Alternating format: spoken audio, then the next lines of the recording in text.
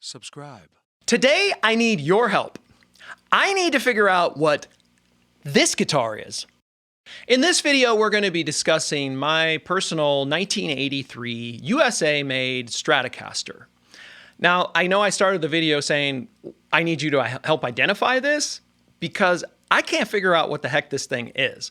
Now, I know that it's a Strat, I know that's Fender, I know that it's American made, I know that it was made in 1983-ish based on the serial number, but the problem is I can't find anything online anywhere that pinpoints this exact model. 1981 to around 1985 was known as the Dan Smith era at Fender when it comes to Stratocasters. There were two series of Strats produced during this time. Series 1 was from 1981 to 1983, and Series 2, sometimes called the two-knob Strat, was produced between 1983 and 1984. So I figured this is probably a Dan Smith Strat, but it's not. At least not that I can tell. There's a couple big differences between Series 1 and Series 2. Series 1 had the traditional 3 knobs, and in Series 2 they did a complete redesign where there was only 2 knobs, and the input jack was put in place of the 3rd knob. You can see mine has 3 knobs, so Series 1, right? Well, not necessarily. There's also a feature on mine that only appeared in Series 2. So one of the other earmarks of the Dan Smith Strats is that it's got what's called the Freeflyte tremolo system, which mine has, and they're kind of weird, to be honest with you.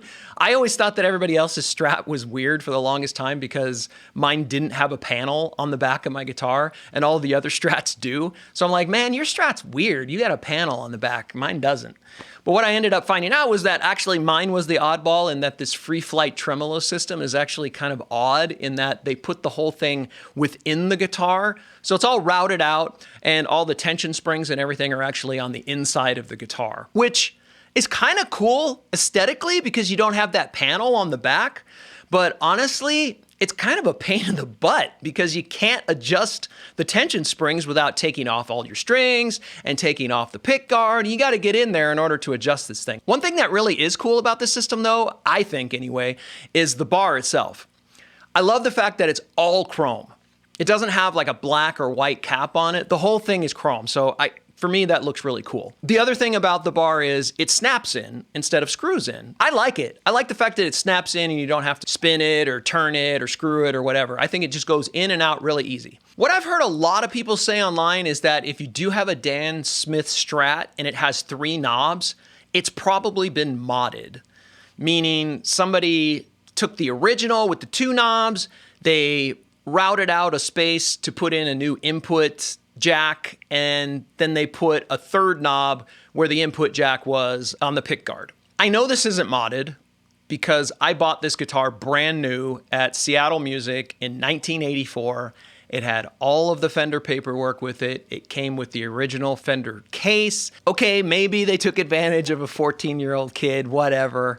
But I'm fairly certain that this is not a modded model. So again, really is confusing to me what the heck this thing is because I cannot figure it out. I have seen some discussions where others are having the same question. They don't know what it is either, but nobody seems to have an answer. So again, need your help trying to figure out what this guitar actually is. If you know, leave it down in the comments. All right, I am gonna tell you what I do know about this guitar, however. Well, the first thing is it plays awesome. I've had this thing for over 40 years. It's got nice oversized frets on it, which is great for me because my fingers are kind of small and it helps me fret a little bit better.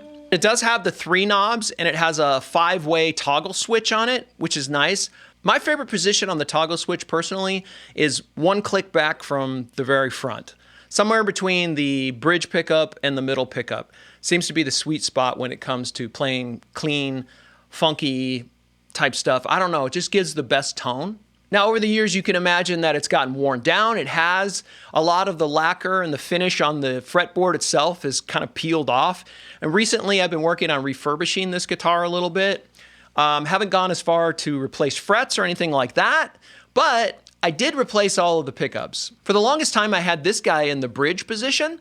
So this is a Seymour Duncan Hot Rails pickup. Back in the 80s, everybody was playing with humbuckers in their guitars to get that real crunchy, big sound. I wanted to have that, but I didn't have a guitar with a humbucker in it. I had this guy. I was so happy to see when Seymour Duncan came out with these Hot Rail pickups, which were essentially a way of having a humbucker sound without taking up the humbucker space. I didn't have a bunch of money, so I couldn't get somebody to put a humbucker in there.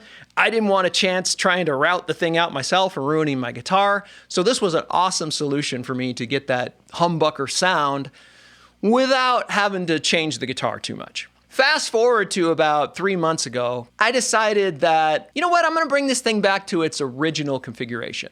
So I decided to forego the hot rails pickups, and I put in some standard Strat style pickups. For that, I went with the Eric Johnson signature set, because if I put those in, I'm gonna sound exactly like Eric Johnson, right?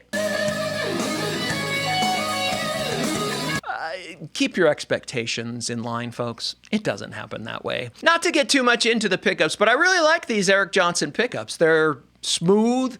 They have a really nice tone. They're kind of robust. They got a great bottom end, and they just make for really clean sounds, which is kind of what I was going for with this Strat. I'm using it more for playing clean stuff rather than heavy stuff these days. So really gave me what I was looking for, so super happy with that. Okay, let's play a little bit and see what it sounds like.